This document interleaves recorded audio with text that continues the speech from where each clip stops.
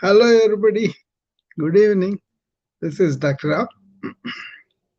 I hope you are all doing well. And uh,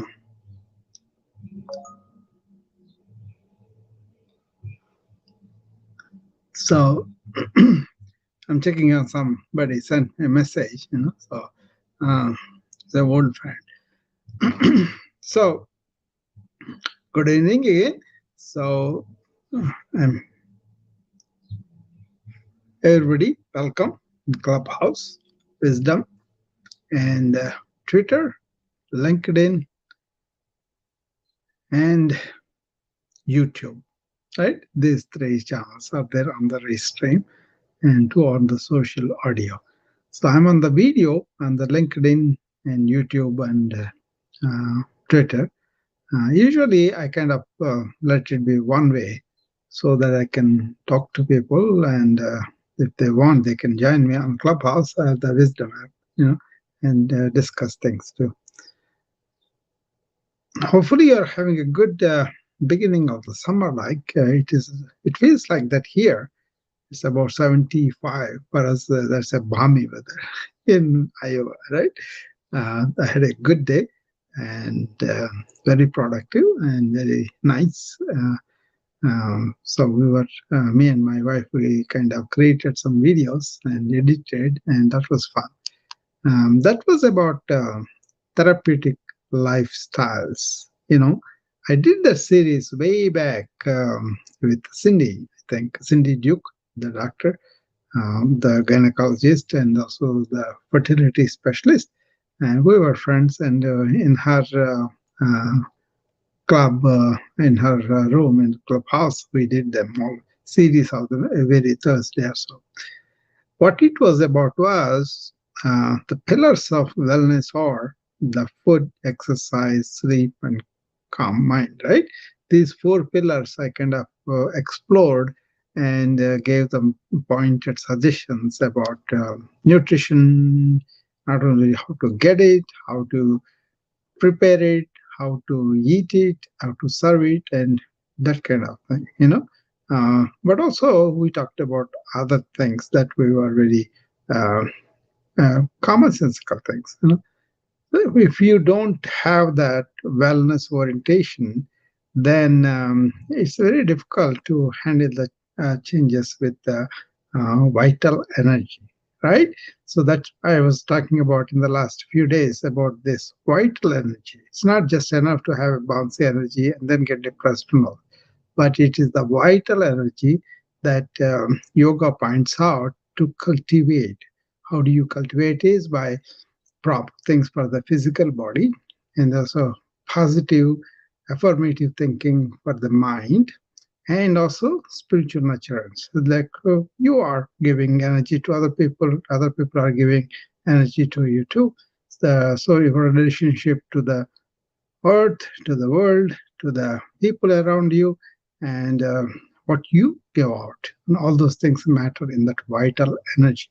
So whoever has this vital energy, they can face lots of challenges of the body and mind much better, that kind of thing. So I was very happy to do that series because it comes up brings you to the fundamentals of the matter, that is the body and the mind for us, and then what is that animating the body, the spiritual energy there, that is vital energy, makes you very tranquil, very peaceful, and very giving rather than taking something with you. So I did a recent article on giving is good for the giver. So whoever wants to give it, they get the most benefit out of it, right? I think you all agree that we know how we feel when we heartfully give somebody, without expecting anything in return. That has become a puzzle in modern society, but lot of people you see, okay, random act of kindness, giving from the heart, giving just because they feel like the other person needs it. The other person is in need of that. It could be a friendly gesture. It could be kind word. it could be physical health. It could be something like a direction to a kid of how he should go in his life, or resolving the suffering that people go through because of the natural calamities, or lack of food, famines, all those things, right? So this is called seva in um, in yoga. Seva means service. Provide service wholeheartedly without any calculations with the mind, and that itself is very vital energy producing thing. So that's why you find in they called swachhanda seva gruha. That means by themselves, they don't have to be told by anybody. By themselves, they get into acts of charity, and then whatever they do, they will have an element of charitable contribution to whatever cause they want, or whatever they see in front of them, right? That's because they are fulfilled so much within themselves. They have this vital energy, and then they want to spend that in a good frame, and then they go and help and do stuff for whatever they can do, right? So that's a very, very important thing, I think. One of the therapeutic lifestyles is when you prepare food, what kind of attitude you have. So moms usually prepare food for their children with a lot of love and consideration, and they will feed the kids first before they feed themselves, right? I think that is universally evident. Everybody knows about it. So, but the moms are happy just to give the food to the others, and then they can go hungry also. They don't feel the hunger.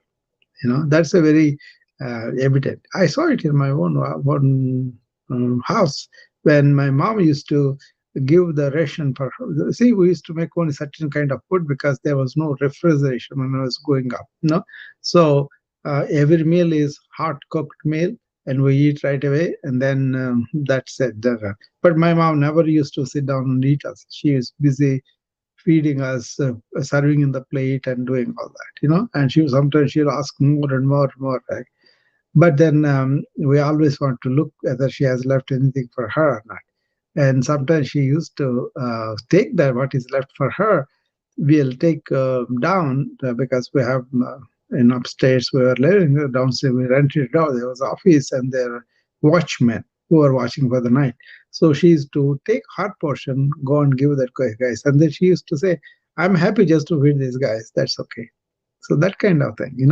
I think whoever makes the food not only take care of that is nutritious, high value for your body, it has all the metabolites that you require, and it has also the macronutrients, micronutrients, all the scientific terms we have, and a lot of people know about it. And also it's not polluted, it's not having anything mixed up, like a they make sure all of that, right? But when they make the food, with what kind of attitude they are doing it, there was a tradition, I think still people do it because they are very devoted to their god, whichever religion they are, but they are very devoted to their god. So they cook food, and then they give it as an offering to the Lord, and then take that food as though it is blessed by the God. you know so they have much more meaning for that. They call that prasad in Sanskrit, right? So uh, they want to nurture that kind of attitude in life also. Prasada buddhi, that means whatever the God gives, you take it as offering. Good times, bad times, you have the same thing. Like it is an offering that is coming from the Lord, and so you take it because with reverence. And that's one way of them dealing with coping with what they learn. So they don't go, uh, really agitated just because some things didn't work out for them. So the thing is, don't Other put the results. If the result is good, take it. But if it is bad, take it as a learning, and then go after, go forward. Okay, that is the attitude they used to have. So in the therapeutic lifestyles, food, not only growing it properly, not only cooking it properly, but also sitting down and eating with savoring the food and taking our time to eat it. That's very important in modern life, and a lot of people are not doing that, right? So then you have other way, right? People kind of waste food. It seems 40% of the food in America is wasted. So can you imagine what is the amount of food that is wasted when other parts of the world people don't have even one meal? I was watching a news segment on Sri Lanka this afternoon, and they were showing how um, Sri Lanka kind of bankrupted, and then they defaulted on their loans, and they now have kids who come to school. They don't have meal every day because there was no work, and a lot of the parents are not working, so they have to really strive. And these poor communities who used to have a regular job, they are lost it because of the mismanagement of the government or whatever, right? But now these kids have meals 3 times a week, only one meal a day, 3 times. That's it. Isn't that sad? And so I'm sure a lot of kind souls here kind to save the food and then send it out. There are so many organizations like that are trying to help other people to get the food. That is there. I really appreciate them. But what I'm saying is that statistic that 40% of our food in America is wasted. So that's something else, right? But also there is another responsibility. After we prepare and eat the food, what do we do with the waste? That's not only the food, but other things that we generate, plastic or those things that are harmful to the earth. So you got to be responsibly disposing of the waste that we generate with the food. So all these things were discussed in my book, ebook called Comprehensive Self-Care. In that I discussed these 4 pillars of wellness: the food, the exercise, the sleep, and also the uh, calm mind. Okay, each one is taken and examined at length, and they were presented to everybody to really see whether they are attending to them, or they are eating whenever they can. They are eating whatever they have, and they usually they may grab something at a McDonald's and then eat it very hurriedly. And then in the long run, they say, "Oh, I have chronic disease. I have these problems of civilization, which are diabetes, high blood pressure, and high cholesterol and associated diseases." Right? These are all nutrition or activity or your stress-based conditions, right? These things you can really manage them.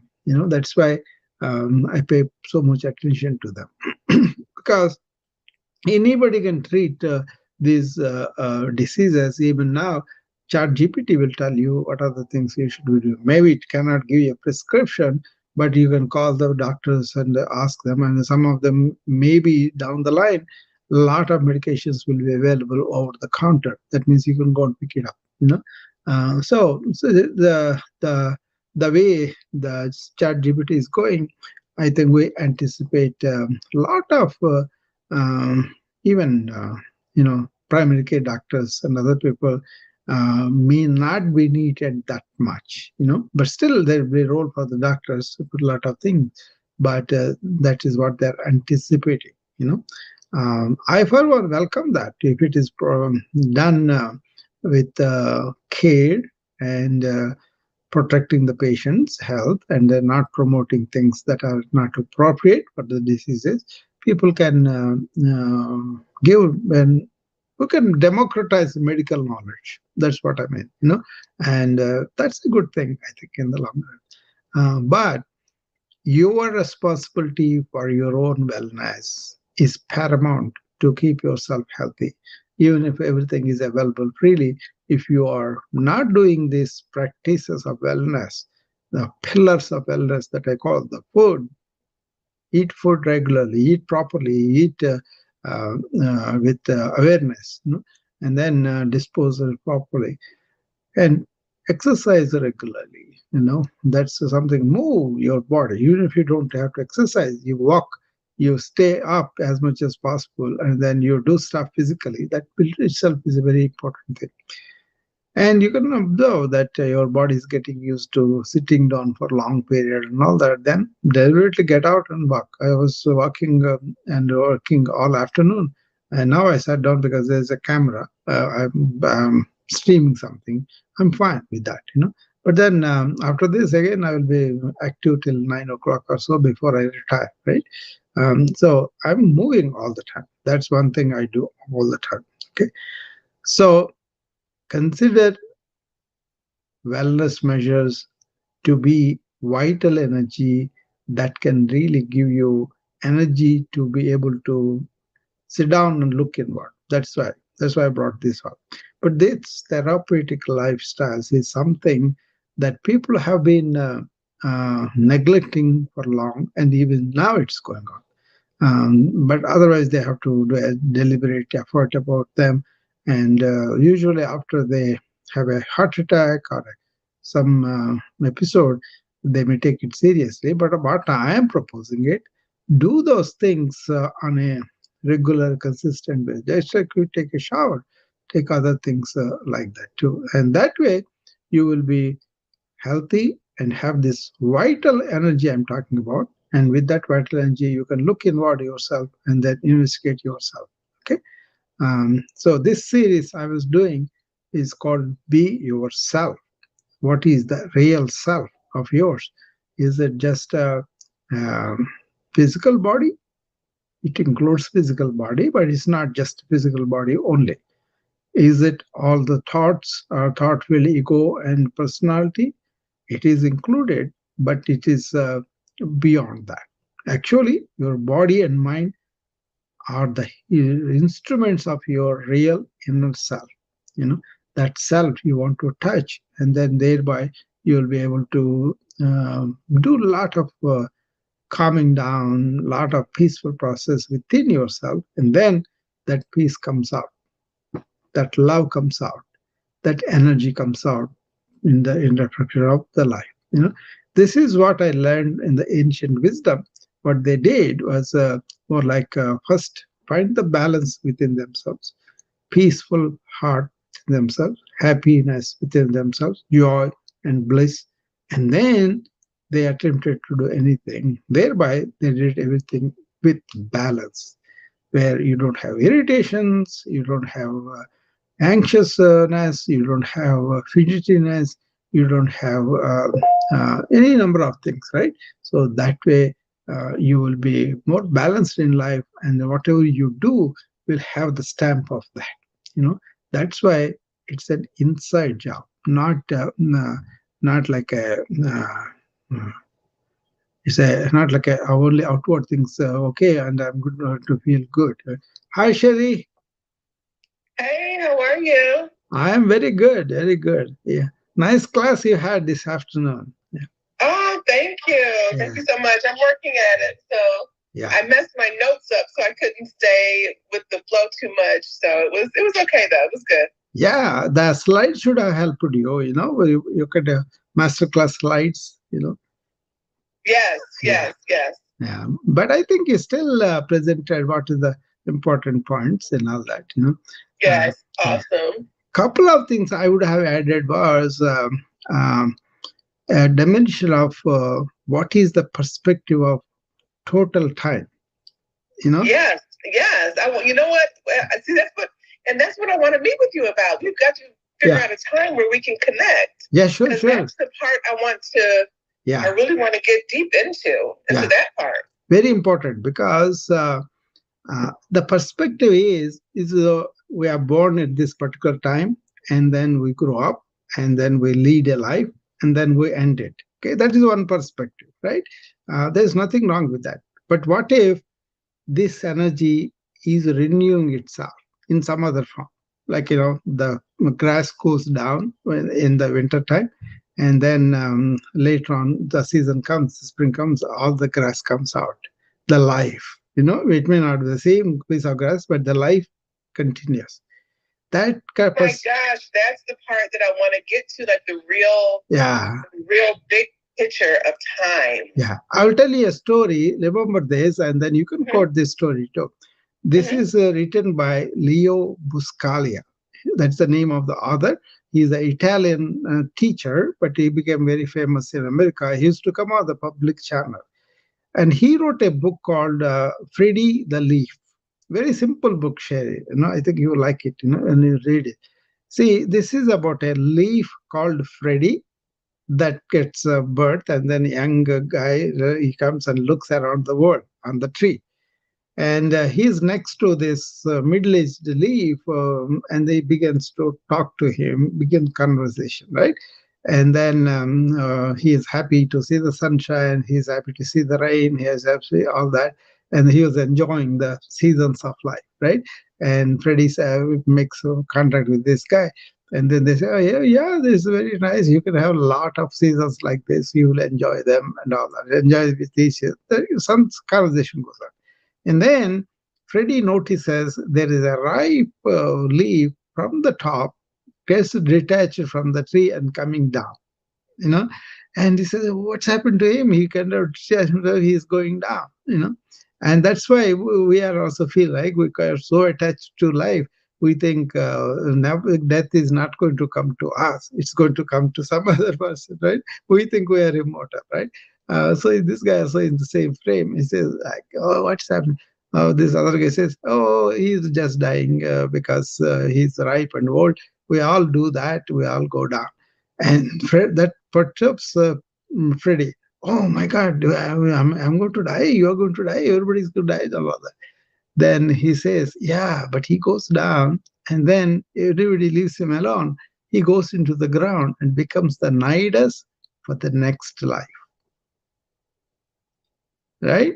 So the life itself doesn't end, and it's a continuum. Make sense, Sherry? Yes, it makes total sense. Yeah. Then what happens is, because we are permanent, we kind of have security in the mind itself. And then we kind of don't have this fear of death. We say it's a natural event, but then what is important is how I am living in this life, in this time that I have. So, like you said, your stroke had, that I had a stroke too. I did tell you about that. Did I? Yeah, I think I did know that. Yeah. I did know that. You see the left, if you can see it on the video, I can have complete movement on the left, because that's one thing I want to talk to you about. Is there a possibility to get some movement in your left hand? That's what I wanted to enlighten you and to see whether you can make an effort on that. This is called micro yoga.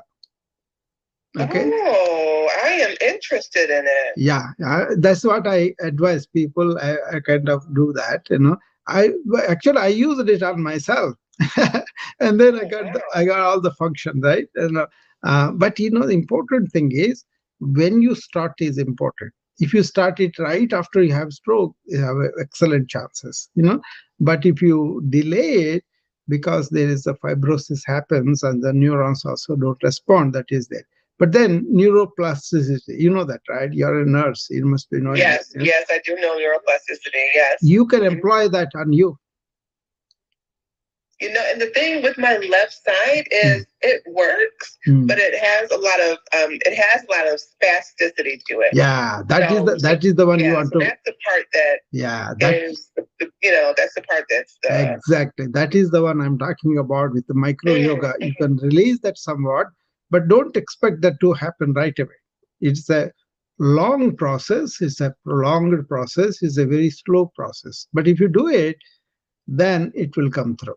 Okay, maybe I will say on the wellness and also on the way that we allow certain qualities of our body go down because we are not aware, or we are getting caught up with working, then we neglect these things.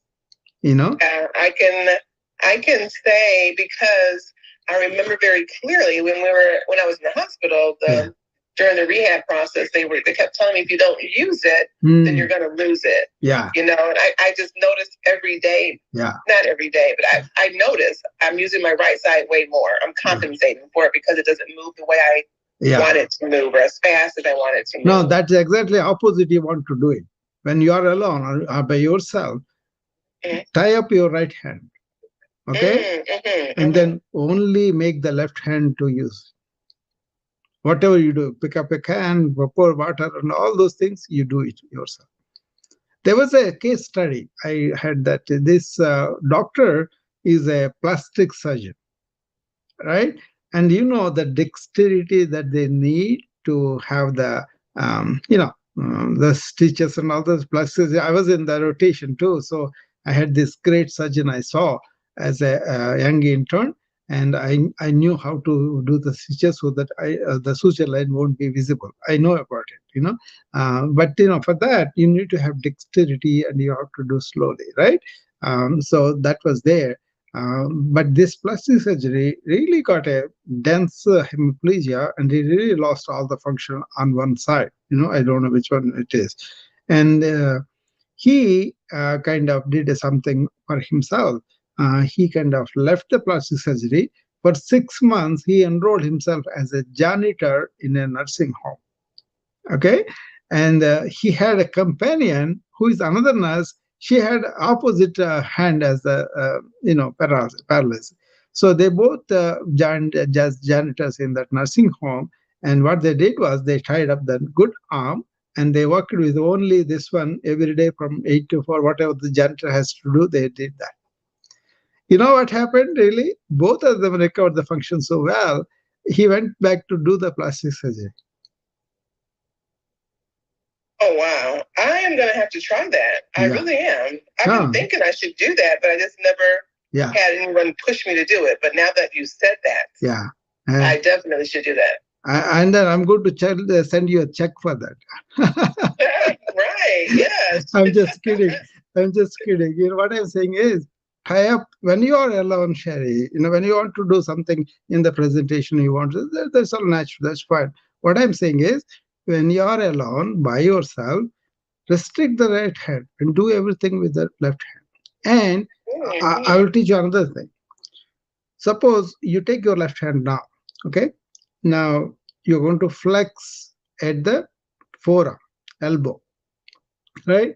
Flex the forearm coming and touching the arm, right?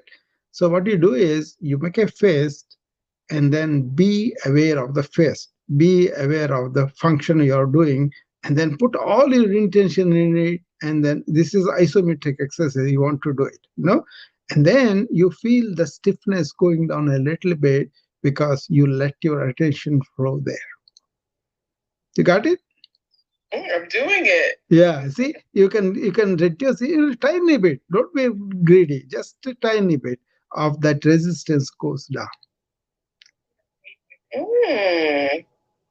Okay, so don't let this arm not doing anything. Okay, that's when that fibrosis, that's when that denseness will accumulate, because your damage is neuronal, right? So that neuronal damage, you will not recover at the neuronal stage. But the postsynaptic, the muscles, they are the ones that are under your control. If you are fortunate enough, you can move it, then do that. Do that. Micro yoga means attending to the part that affected. Oh my goodness. Yeah. When I started to do this, when I was in ICU, just diagnosed that this is a pontine stroke and there's a left hemiplegia. That's when they put in the ICU, right? After the TP and all that. Then that is when I started to do that. Oh my goodness! Now this is what they don't teach you. Yeah, they don't know. They don't know. In school, yeah. Yeah. But for me, as a internal medicine physician, I had seen so many patients that I first diagnosed myself, right? Stroke, because they present to us, and then ER calls us and we go and see there. and then immediately I diagnose, CAT scans and all those MRIs and everything done. And then I happen to know Indian neurological way where we didn't have CAT scans at the time, but we were taught from history and HNP, we could diagnose the level of lesion of this neuronal lesion. For example, if you have facial droop on one side, and then if you have some sensory loss, gait problems, and some weakness, and all, based on that, we can say, okay, this person has pontin, this person this way, respiratory midbrain, like that. We were able to pinpoint the lesion level. Oh, wow. Now, that's all from medical education. From the history and physical, you diagnose whether it is embolic or whether it is hemorrhagic or thrombus. That's simple, right? But then once you do that, then, okay, what is the upper motor neuron deficit, lower motor neuron deficit, and accordingly, we kind of diagnose, okay, this happened, upper motor neuron. Then you go and then you see, okay, vision is affected, speech is affected, or taste is there, or what is going on there. And according to that, we diagnosed which one.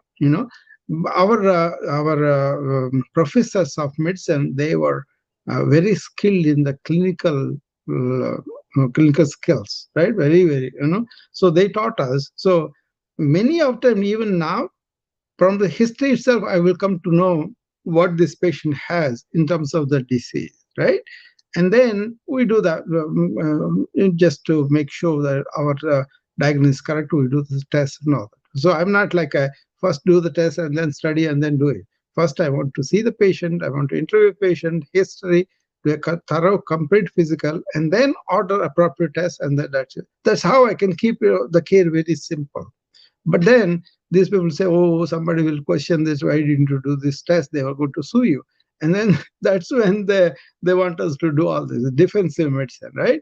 So we don't have to. So all I'm saying to you, Sherry, do this left hand as much as possible. If you want me, I will go do a live session with you, Zoom, and I will show you what are the yoga things you can do to get additional benefit. Okay, that's no problem because we are in the same community. We should help each other like that. Okay, so that would be good. Awesome. Yeah. I would love that. I would absolutely love it. We definitely need to make this consultation happen because it's the whole the time thing is what I'm really interested in understanding so much more. No, the lady teaching us time management, complaining about the time. Isn't that crazy? Yeah, it is. I'm available all the time. How is that? Tell me, how is that possible? I'm available all the time. Say it one more time. I say I'm available all the time, right? Okay, well, yeah, so let's see then. So I'm on the West Coast time zone. Yeah, 2 hours behind. My university, where I did Masters of Biomedical Informatics, was in Portland. So I had to know about the 2 hour thing to submit my papers and all that, right? So I know very well when somebody in the West Coast, I know they're 2 hours behind me. I'm in the central zone, right? 2 hours behind me. Yes, that's 2 hours. So my best time is in the morning because, like right now, kids are home from school and they're loud. Yeah. So for me, when they're at school, is the best time. So let's do a time that is right before they get home from school. So for me, it would be around, they get out at 2:30. So 1:30. 1:30 your time means we are 2 hours ahead, right? So 3:30 for us. Okay. Yeah, we got to check the time because there are consultations from 9 to 5. But there will be some gaps sometimes, that is when I say, okay, I will do that. Why don't you do this? I will send you a calendar, then you pick up the time that is available. Okay.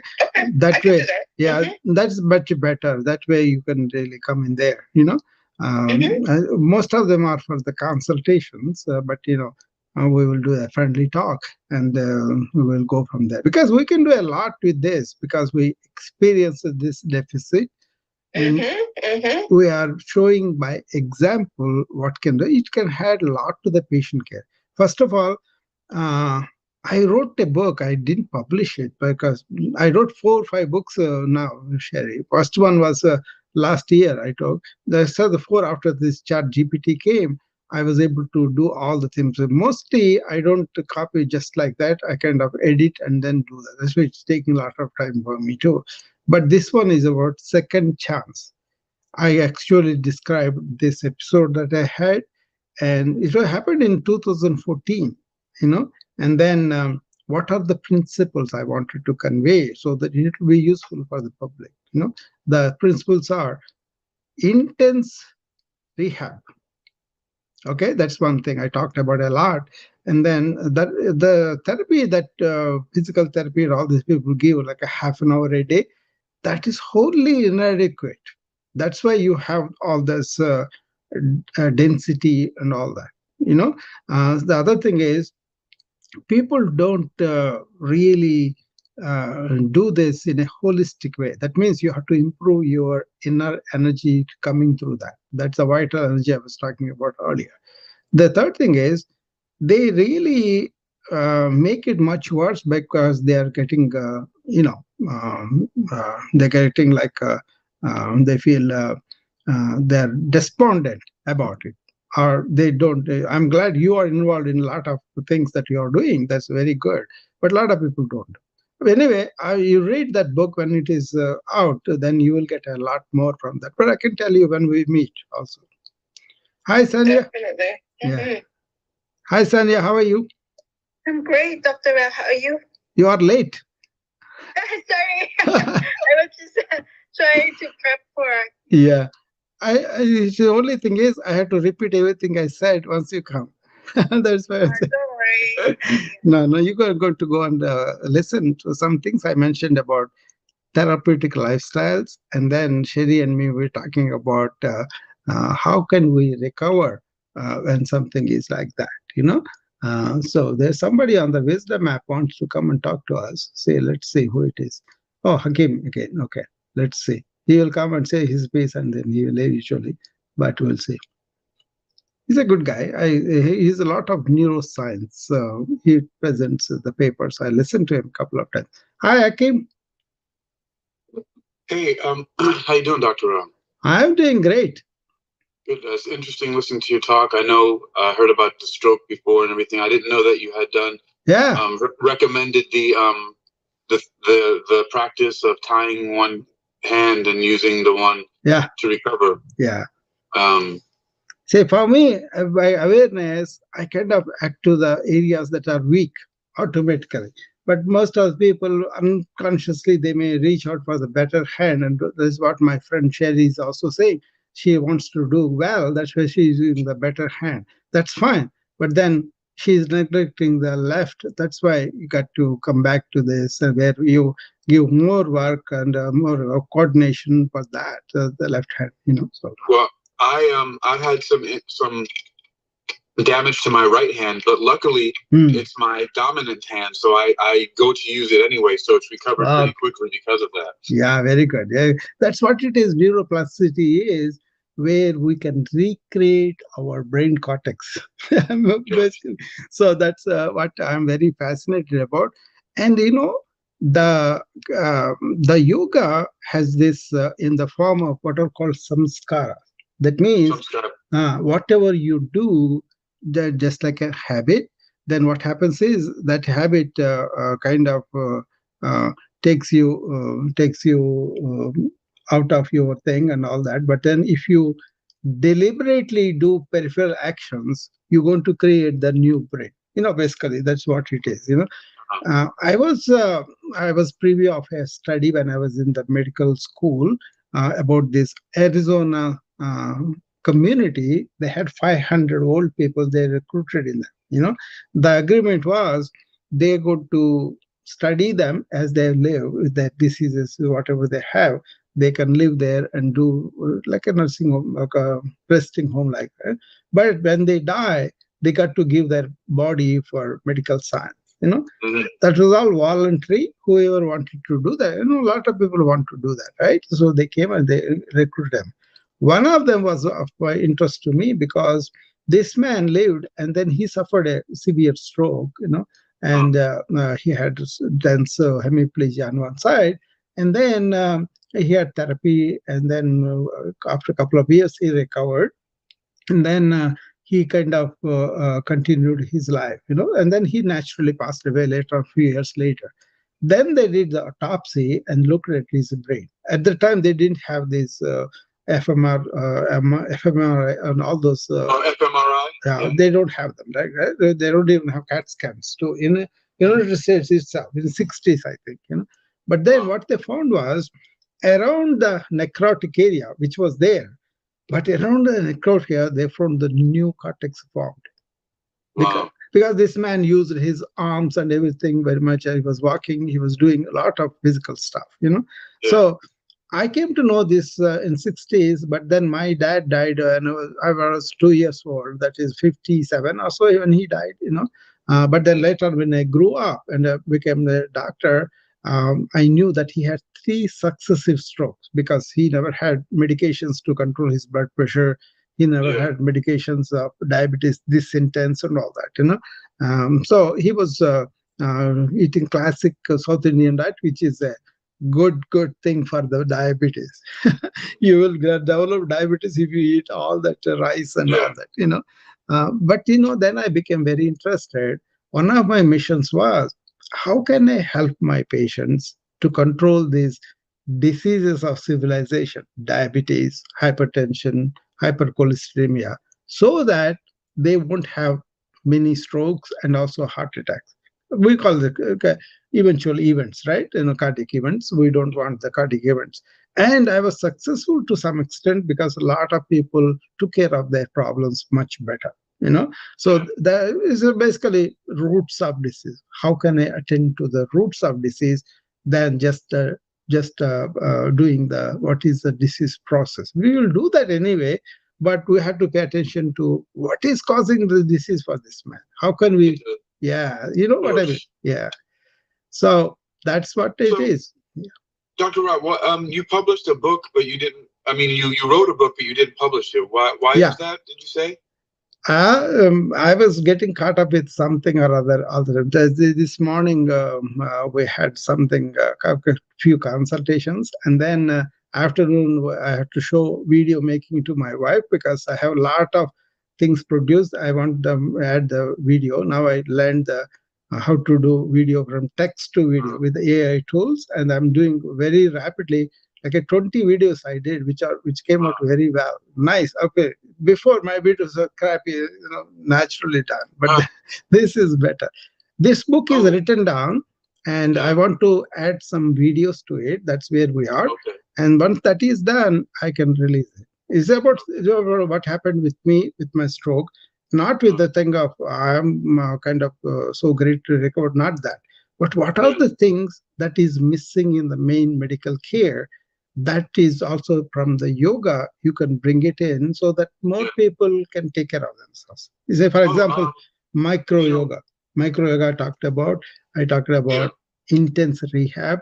I talked about what kind of mental status you will be harboring and what kind of deep breathing, all this. For example, I think this will be interesting to you, Hakim, because in the night time, I was on the rehab for a couple of weeks, right?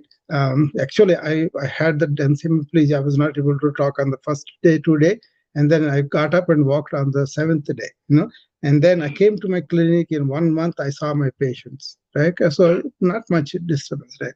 And then during the night time, what happened was this young nurse, she used to come and she used to do all her work, and then she used to come and sit down with me for an hour and a half, 2 hours, like that.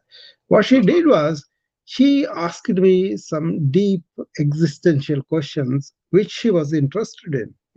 It seems nobody really answered her, but because of the way I was talking about things, because everybody was coming to me to console me, but then they got their spirits up after they came and saw me and then left. So she was kind of puzzled. What is this? Every patient gets the sympathy and all those things, but when you come, you cheer them up. You don't have any problem with all these things. What is that about? Then I talked about, ancient wisdom, death and dying, reincarnation, so many things I talked to her. But during the night time, before everybody, sleep, she was able to distribute her medication. Then she used to come and sit down with me. And then our friendship became much deeper as she was asking me these questions. But I engaged my mind into the deeper wisdom of ancient wisdom. That really helped my mind not to get into this negativity, not to get into this despondence, any of that, because I was forced to go into that wisdom because that girl was asking me. So I thought she was like an angel coming to me, and even though she was innocently asking, really sincerely asking, and she had the vital energy capacity to listen to them. Uh-huh. And that also helped me a lot because my thought got elevated. Yeah. I talked about that too. So you see all these things in that book. Okay. One more thing, I'm gonna go, but it just reminded me, you were talking about Leo Buscaglia earlier. Yeah. About this leaf. Freddie the leaf. Leaf. Mentioned that. Freddie the Leaf. What is it called? Freddie the Leaf. Freddie the Leaf. Oh, yeah. Well, I don't know when that was published, but in 1992, one of my favorite bands with a style of music called death metal, they have an album, and in one of the opening poems or like verses of the album, it's a spoken word thing that they do, and he says, "I feel like a falling leaf, departed from my source of life, dripping to the ground to become one with the earth." Yeah, exactly. And that story you told me, or that you told about Leo Buscaglia and the leaf became, part of the life cycle again. That's what it reminded me of. Yeah, that I is feel beautiful. like a falling leaf, departed from my source of life, dripping to the ground to become one with the earth. And then, of course, he yells out. So der Sehnsucht, wo bleibst du wo ist die Gerechtigkeit, which means longing for death, where is the justice? But no, that's it. Exactly the same thing. What I described, you said in one sentence. So I wonder when Leo Buscaglia wrote that, because this was from a 1992 album. So no, he wrote it in 1980s. Oh, they may have been. It's a German band, but they may have been influenced by it. Yeah, because Leo Buscaglia was very much loved because he was known as this professor who hugs. Because he said, we kind of separate ourselves too much. What is the big deal? We're going to this. So he was like a very easygoing, very lovable, very always smiling. And then he's an Italian, right? He plays his hands and talks and it's funny. So he was a big hit in the public channel.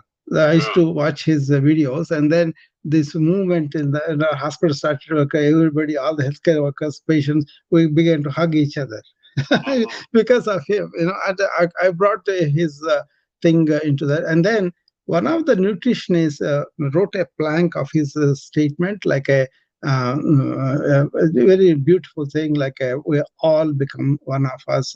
The world also are young at one time, or very young at one time. So be nice with these people, that kind of thing. She actually took 3 months to stitch it calligraphy, and then gave me a big pot. I still have that with me, So it's like a cultural change I brought into the hospital, because it's a positive change. Yeah, it is a positive. Thank you, Dr. Ra. I know there's someone else here that we were talking to, so thank you for talking with me for a minute, and I'm enjoying this talk immensely. And I'm open. About the intensive recovery and about Leo Buscaglia and everything. Yeah, but thank you. I appreciate it. Sure. I am on the Clubhouse too. That's why my friends are there.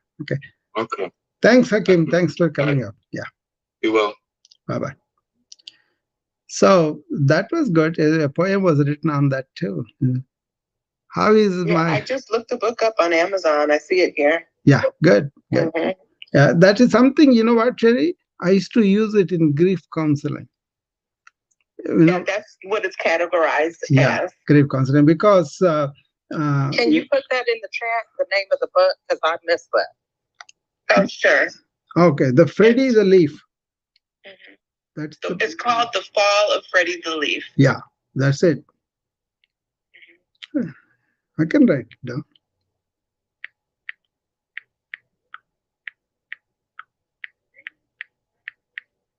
Actually, they made a short film, the video, even at the time, that was there.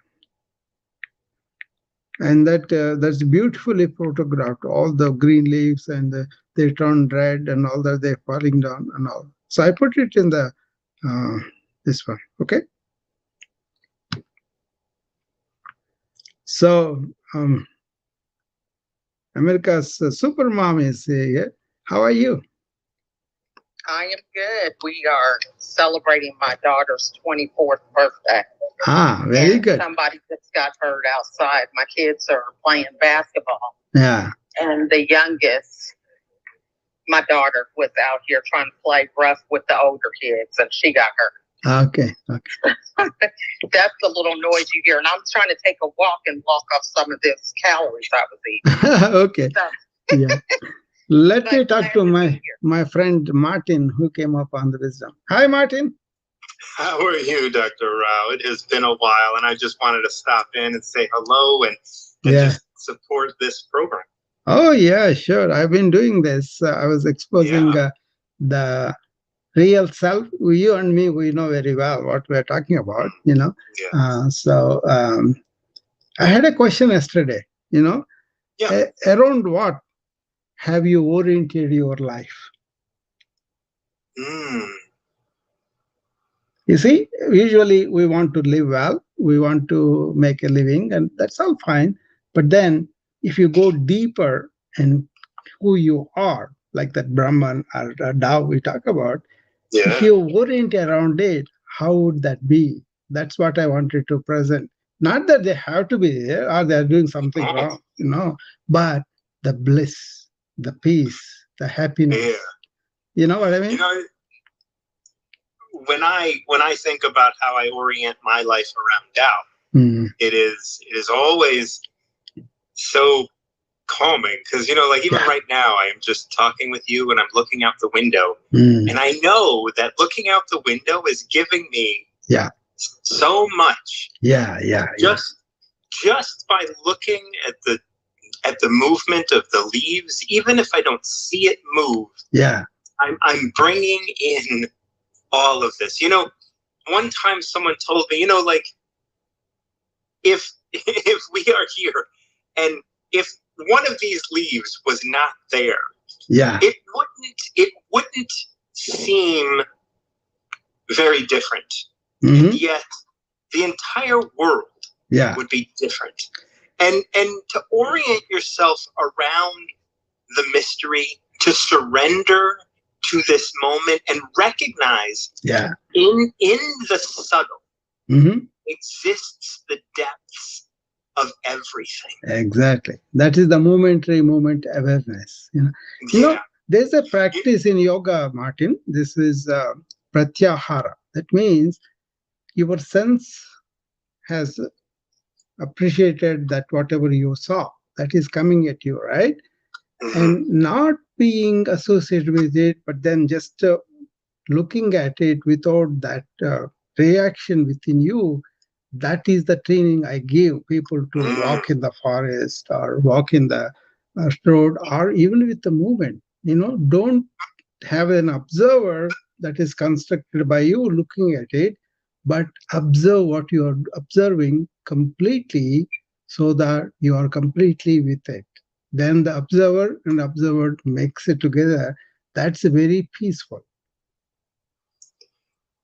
And there is reward there that is not conspicuous. Don't even think about reward. The experience itself is enough. Yeah, it's a bad choice of words. Yeah.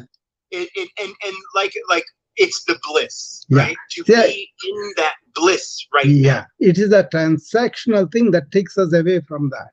But if you get transformed by what you are seeing, that's it.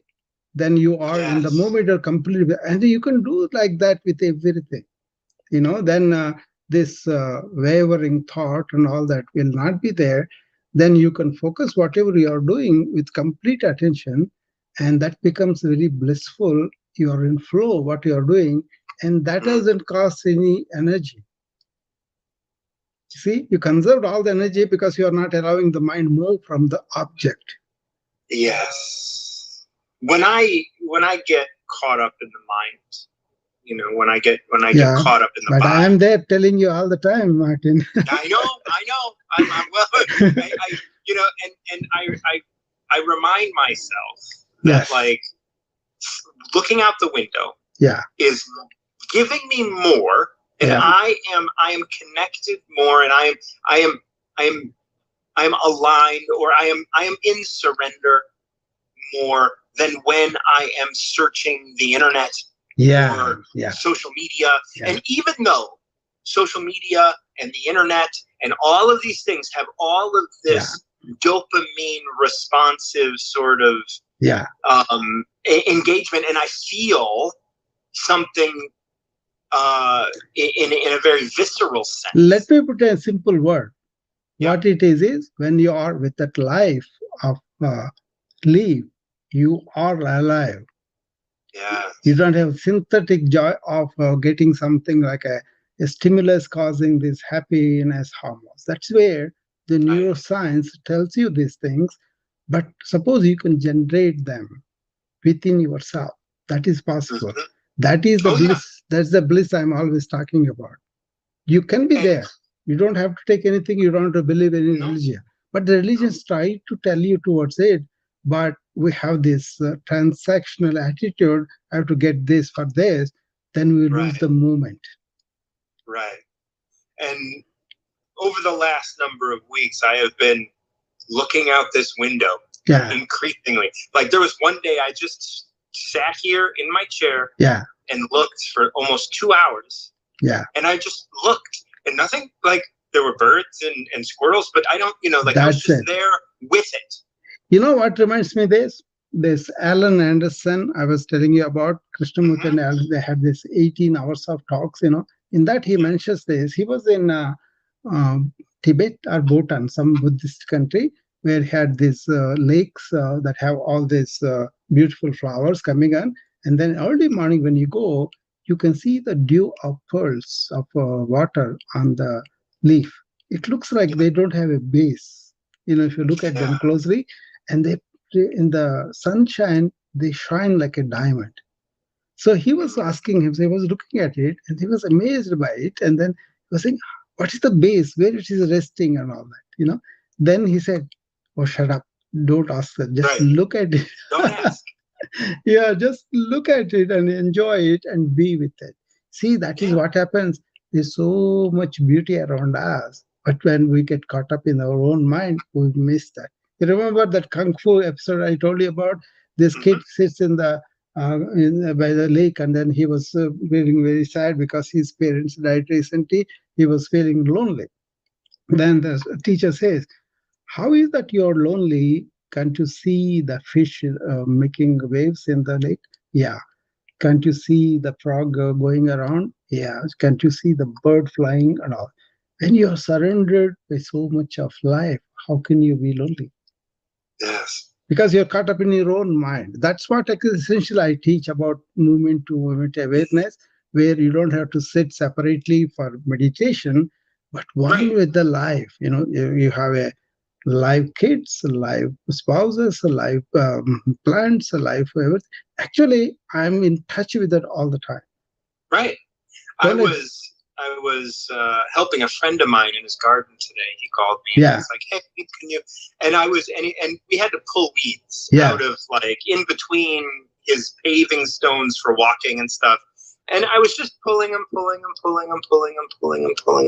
And he looked over at me and he was just like, a lot of weeds. I just kind of glanced up and I was like, yeah. And then I just kept pulling. And he looked at me and was like, are you meditating? And I was like, yeah, kind of. Yeah. Pulling. Yeah. And it was such and all day. Yeah. I pulled weeds from 9 to 4. Yes. And it was just in that moment. And when I would pull them, you're in flow. I would look at the flower, the plant, and I would grasp it, and I would just ask it real gently. I'd be like, I love you. Could you release? Yes. And I would get all of these roots, and they would all come up. Yeah, you're in flow. One after another, I was there. Martin, you are in flow. You don't have an expense of the extraneous thought. You are involved with what you are doing, and also you are aware of the life, and you are asking that permission to let you pull out. So that's beautiful experience. Yeah. and my friend, he was just like, oh, so many weeds. like many times throughout the day, and I just shrug and I'd be like, yeah. Yeah. See, when he said there's so many weeds, that is transactional. That means that weed is not good for us. That's why we can take it out and throw it, even though it's alive. That sensitivity, that's alive, that itself replenishes you. Yeah. Anyway, last night I was in touch with somebody. We were talking about something, and there is something like a continuity of life. The whole life is together, and there's a Sanskrit word agna came. What does the agna mean? Agna means we are connected with the whole life, so we got to replenish the life in some way. Not necessarily just remove the plastic, but then replenish the life in any way. You could be a patient, it could be a relative, it could be a friend, and all that. But whatever you share can enhance their life, then you have replenished it. And that's why this agna thing is such a big deal. They had a symbolic for that. They put a fire and they throw ghee into it, butter, the cultured butter, they throw it to it so the fire will go up. That means whatever is the highest, like a butter, how it comes, you have to raise a cow, you got to get the milk, then you got to churn the milk, and on the top of that, it says that is the cream of it, right? That you take it in the life also. What is the cream you offer again to the nature, to the fire, sacrifice, and that they call agna. So when you are pulling the weed, your sense of that life is there, I'm taking it away, that sensitivity itself is kind of important to be aware of the life we are killing. Even the food that we're eating, that is life giving to us life. Yes. Even, and that's the thing, being grateful for, and a lot of people that kind of move towards vegetarianism. It's like, there is just as much life in a plant than there is in a cow. Yeah. And we need to be able to recognize that and understand that we are taking life. And that's okay. See, when my son was around 10 years old or so, because he asked me, Dad, everybody is eating all this, he wants to be a strong and, muscled man. So he was asking me, how come we don't eat the meat and all that? Then I told him, there's a very simple reason. As a physician, when somebody is dying, we do everything we want to do. Still, we cannot save them. So what do we say is, we're going to dress the patient like do whatever we need and let the Lord do the saving and all that. Okay, so it's kind of humbles us lots of times, even though we have so much technology, so many things, even if we're doing all of that also, life goes away, right? So I don't have the capacity to create life, right? As a physician, I see that every day. I said, where is my right to take that life? Right. So I didn't go into that vegetarianism is good for the planet and all that, but I just told him that. And he could say that. He cannot create life, so why does he? And then he became naturally vegetarian. He was used to the vegetarian diet anyway, but then peer pressure, right? Then when I told him that he even goes everywhere, he has to have, even in the band camp also he has to have a vegetarian thing. But that's okay, everybody adjusted after that. Yeah.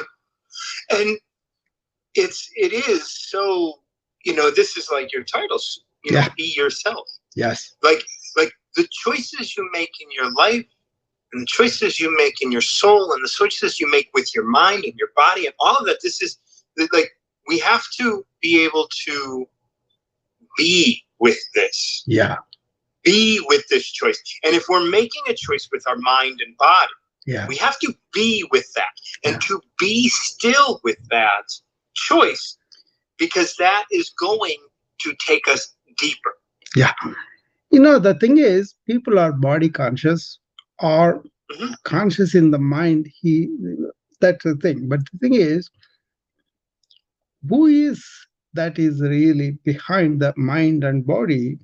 That is real awareness. That is the conscious being we are. Once you are there, then these become very valid instruments. You are still the body, still the mind, but you are not identified only with them, but you are stepping aside. And then that is what I was talking about. Orient yourself to the real inner being that is animating your body and mind. Right. That is the big S self. Yes. And when we can be, we get closer to that. We get closer to noticing. Yeah, that is the Tao. That is the Tao. That is the one, unconscious everybody. But also the Brahman that is reflected in the food and everything in all of us. So when you told me, I told you, right? So last of it, I identify with the being with everybody. Thank you. Thanks, Martin. Thank you. Yeah, that was my friend Martin.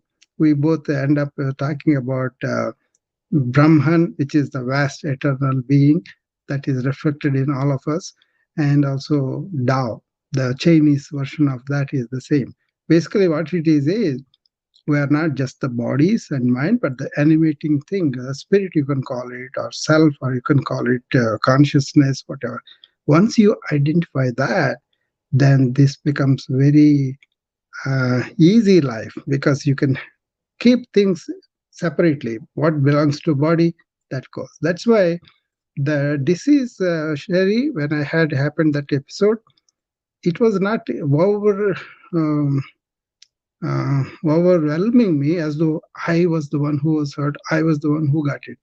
That was separate. What is me behind was always there. But this is a transition I went through. Now it's like a dream like.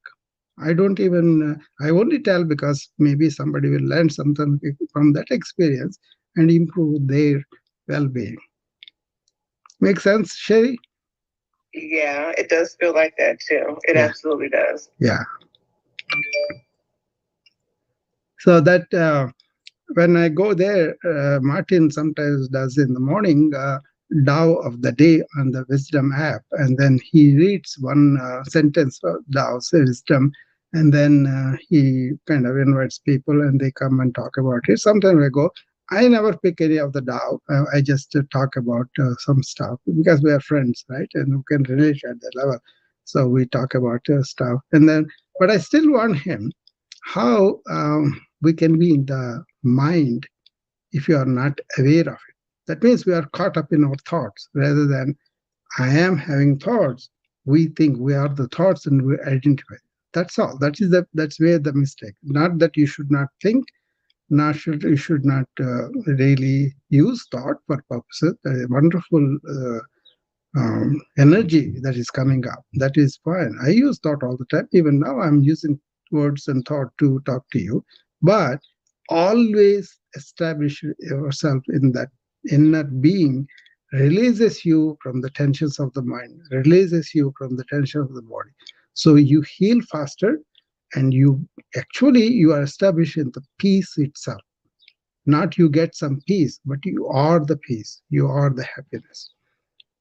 I don't know if that makes sense or not for you. Any questions? Mm-hmm. Oh, go ahead. No, go ahead. Any questions on that? That's all I'm saying. No, I was just commenting on it starts with the self. Yeah. Because a lot of my recovery was I was so stuck thinking about everybody saying that I wasn't going to be able to recover. I wasn't going to be able to regain any movement. That I got stuck there. So I really had to change my mindset and overcome a lot of that negative talk that was implanted in me in order to start having any movement at all. It took me almost 3 months before I could even walk.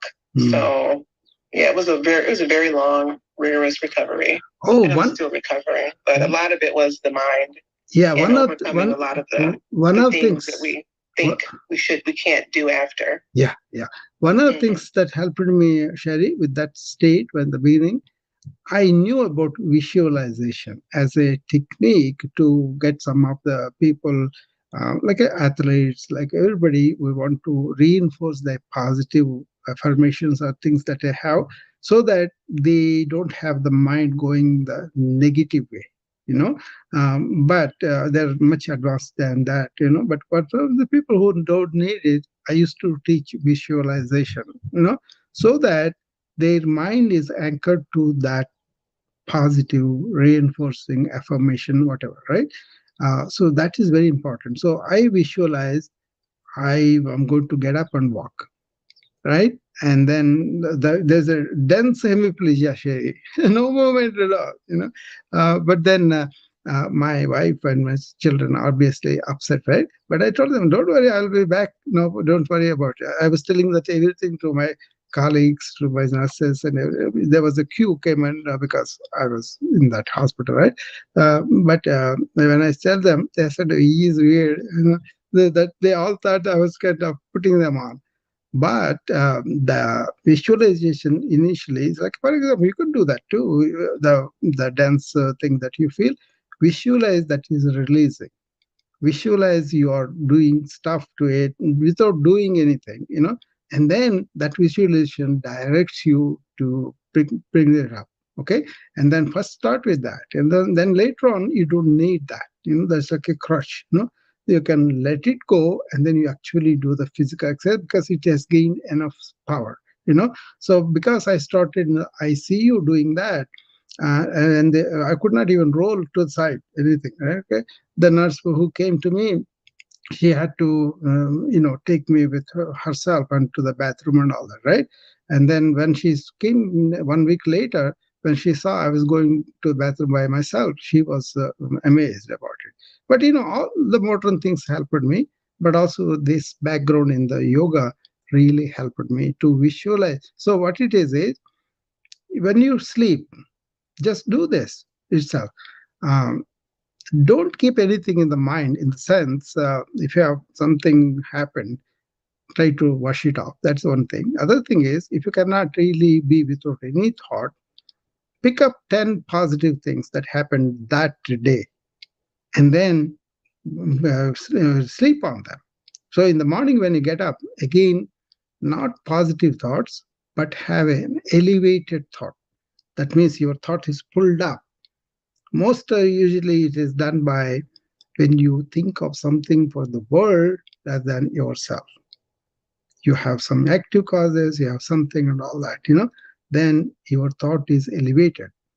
And once it is elevated, it can reach the depths beyond it. Otherwise, you will be confined only in the thought. This is the fundamental of Patanjali Yoga Sutra. Sonia, I talked about... Dr. Rao, when you said that, I use that a lot when I'm planning my time and planning strategies to get certain things done. I don't do them right away. I have to sort of think about them in my mind. Look at myself completing it. And then I usually sleep on it overnight, especially when I'm working with clients' projects and trying to, visualize it getting done. And then when I wake up, I have the idea, I have what needs to be done, and then I'm able to execute way better than just that's all. That's all fine, Sherry. That's all fine. What I'm recommending is add something like why you are doing, what is your intention. Elevate that to not just for business, but also for welfare of the world or our family, our community, something other than yourself. That is the elevated thought. This is productivity you're talking about. That's fine, but then associated with something like a greater than you. It could be your community, it could be your society, it could be your country, or it could be just the world. Whatever that should be genuinely from you. And then what it does is it kind of takes away that. You remember I talked about mala, that is dirt of the mind, is usually associated with selfish desire. So that is sublimated somewhat, then you will do whatever you want to. But the elevated thought does wonders to you. Try it and see. I'm sure you must be doing that too.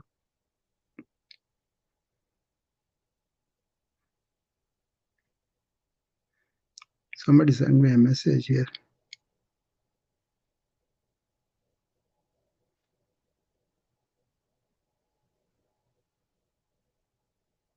So anybody else has any other thing that you want to talk about? I get carried away when I get into this moods, I don't want to overwhelm people. If it's something practical that anybody has anything, I would be happy to give my perspective. We were talking about how do you recover from a serious illness. Sherry and me, we had similar experiences. That's why we were sharing some things. And through that, we kind of went. But then Martin is somebody I talk about this Brahman, Tao, or West, universal self. And that self is supposed to be represented as a spark in all of us. Everybody has it. When I relate with my patients, I got used to that because my Indian greeting, Namaste, is what it is all about. You kind of put your left hand and right hand at the heart, and with the heart, you know that we are all in that same energy, same being. Even physics is proving that now. So if you can take away your chattering mind and all the assessment that we do, or we kind of separate people like this, or whatever, then you are relating to the human being that is there at the center of us, which kind of really relates to us, right? So that is in ancient wisdom, they identified as that is the existence, that is the consciousness which exists as existence, and that is bliss. So that has no movement of thought. So you accept people as they are. Like when my friend is describing, he's looking at the tree or leaf, he's one with it. He's one with the life of that. So if you just pass away trees without noticing the life in them, then you are losing it. But if you are meeting a human being, but you are assessing whether he's rich or poor, is male or female, this race, that race, black or white, like that, all those filters fall down when you see the common factor in all of us. Relate like that, and this is what I'm talking about. Around what have you rotated your life? You orient your life around that is there everywhere. Then it becomes not lonely, because you are not separated from the source. You are in the source. You are with it. So all the thoughts come from that. All the emotions come from that. But then we get identified without being aware of what is happening. That is the problem. But once you don't identify with anything, you are with everything.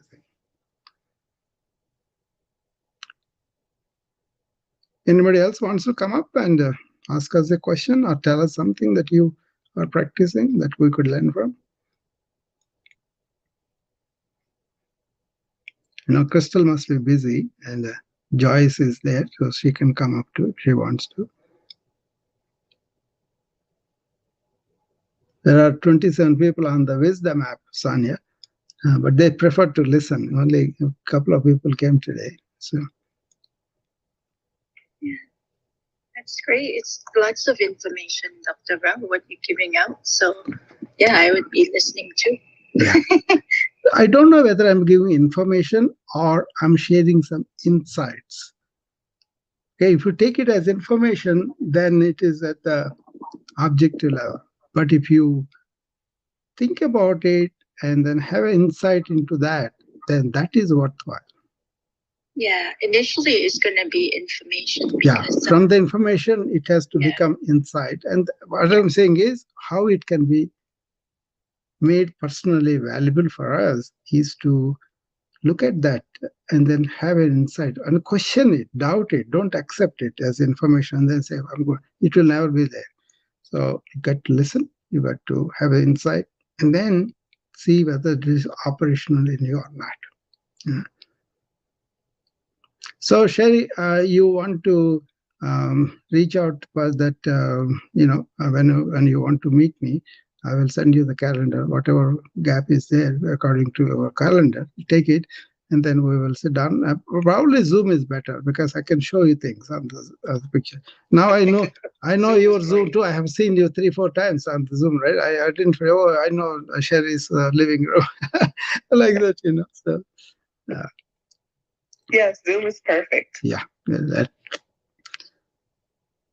All right. If everybody is satisfied and you don't have anything to pose a question, my thing was I was telling about TLC. That's the video I made this afternoon because as a tender loving care used to be our thing about nursing, right, Sherry?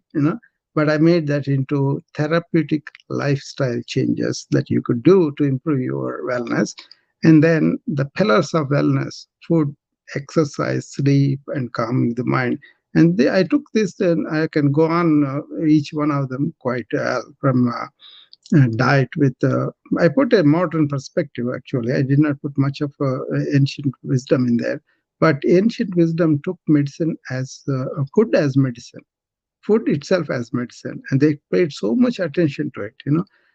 Indian households still employ some of those curries, some of those masalas, and although they're all herbs, really.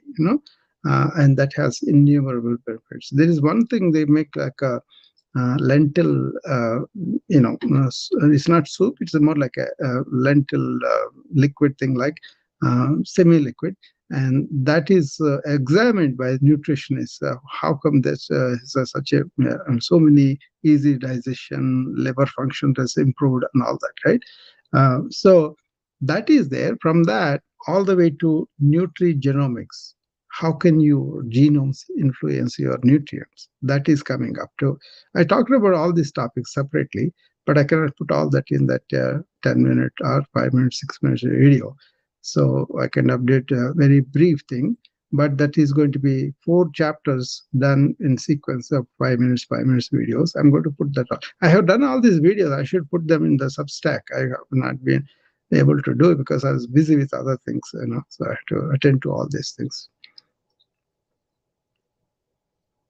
Oh, it's the time management. Here we go.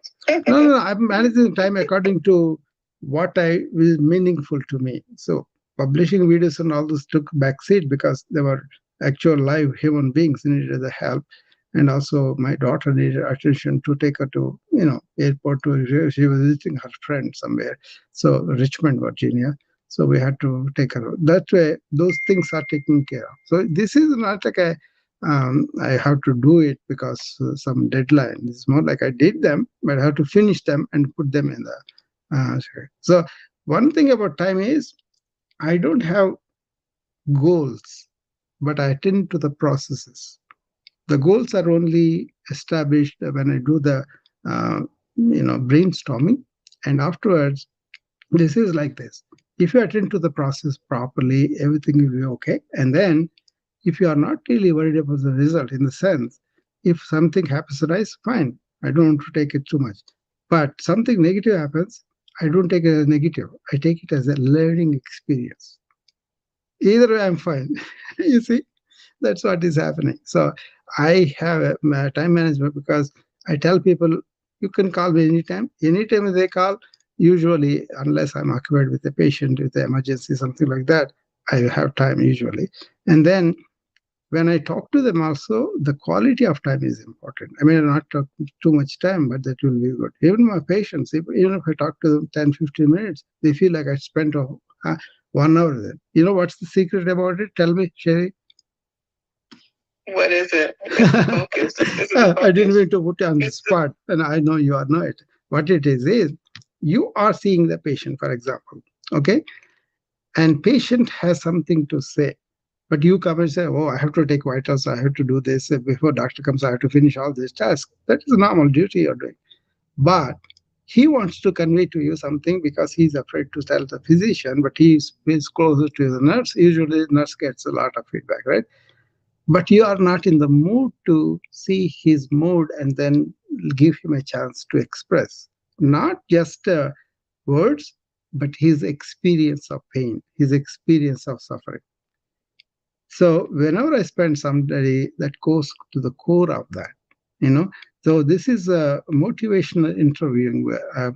I adopted very early when it comes to informatics because that was my style too. Because I have my own clinic, I can spend as much time as I want. So initially, I spend a lot of time with each patient, but then once they get comfortable, we have a line of communication where they can send us anything, anytime by paper, and I tell them, write down all the questions that you want to ask me and then bring the paper here so that you won't forget anything in the process of interview.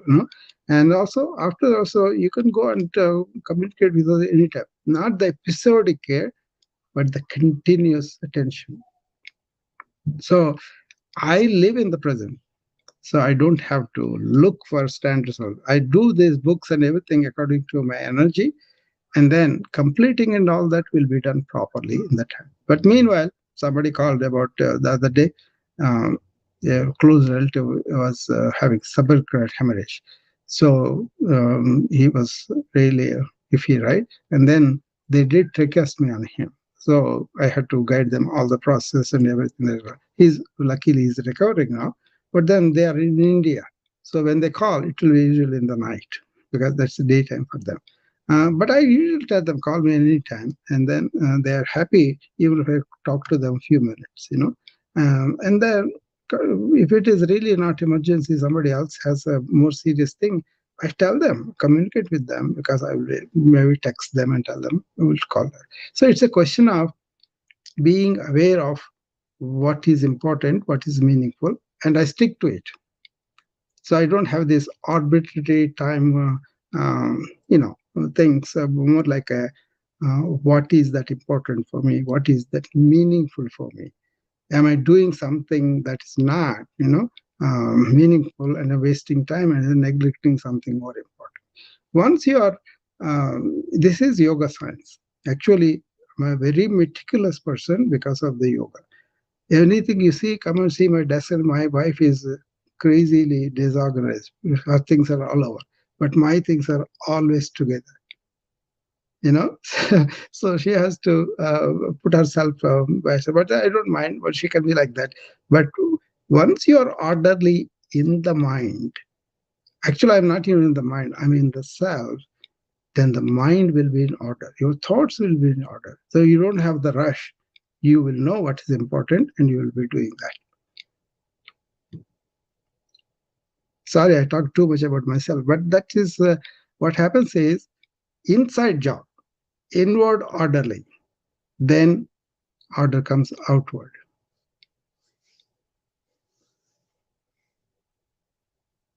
Make sense?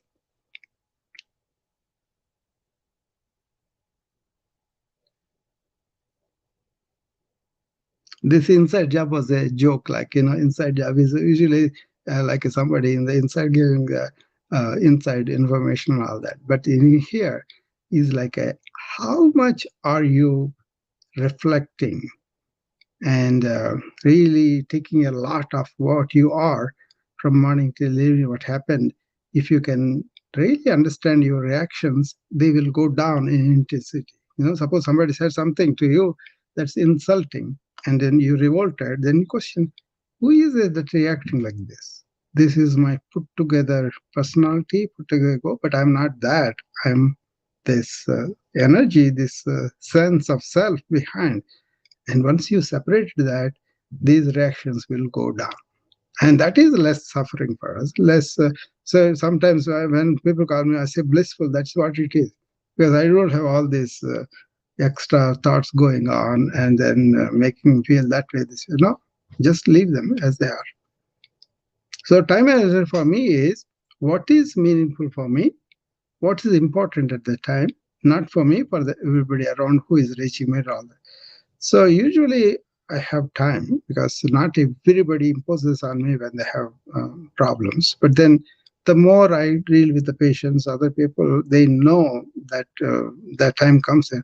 In the reverse, my patients protected me because they were kind of came to the waiting room and they sat there. My nurse told them, he's with the patient, he's going to be done. Sometimes it would be somebody grieving or somebody is really knowing a very serious illness and all that, right?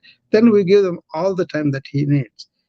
As he is waiting, other people know, oh, he's doing that courtesy of giving all the time to that. But when my time comes, if I want, I can stay as long as.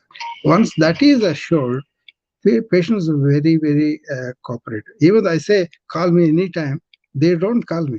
In the middle of the night, they think of me first. Even I tell them, no, call me. It's important for me to be able to know the situation, even if I don't do anything, or I must guide them.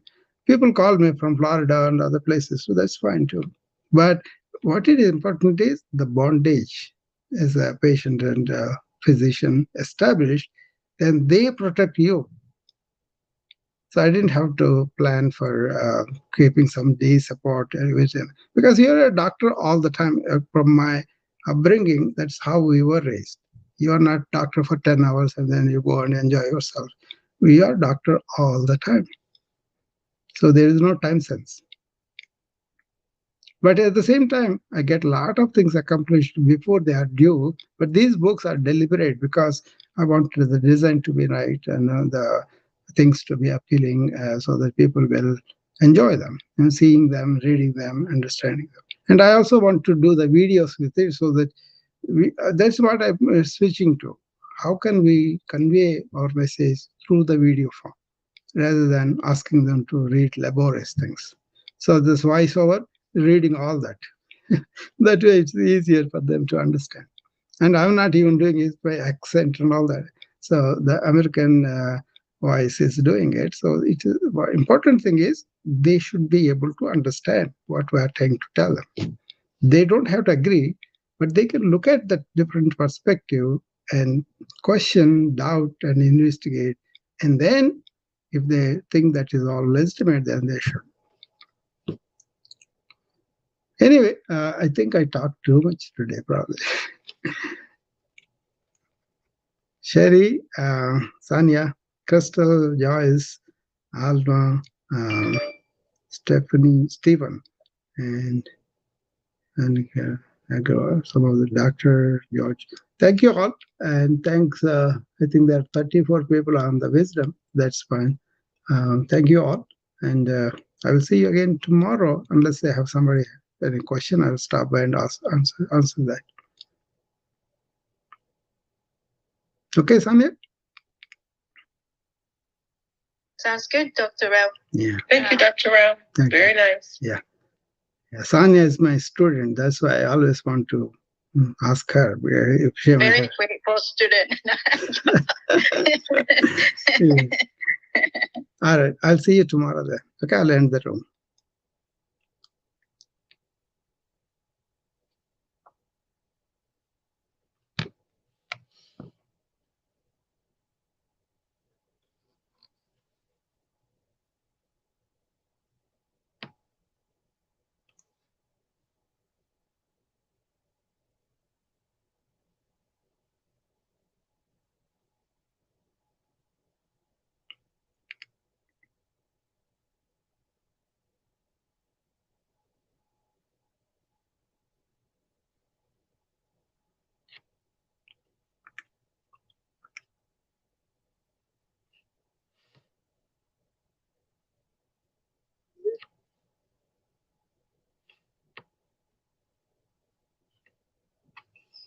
But when you recognize what it's doing, that's when you are then in this peaceful place and you can drop this crap off.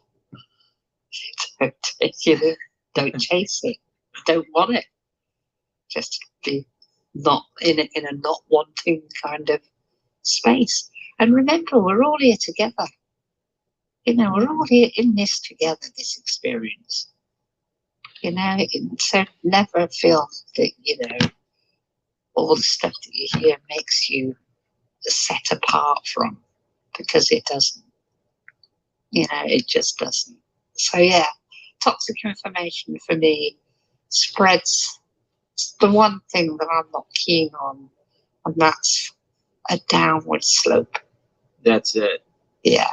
Yeah, the information should make yourself richer, both your mind, and also starts to build a richer future for you. Yeah. And the toxic information is always going to take our society backward, including us and our thoughts. Our thoughts start to become, poorer because we have allowed ourselves to become part of a system of lies. Managed is what I call it. Managed, yeah. Yeah. Yeah, we're managed by a funnel cloud of false information, and we find ourselves, a lot of people, and there are a lot of people, probably the mass majority of people, are attracted to this.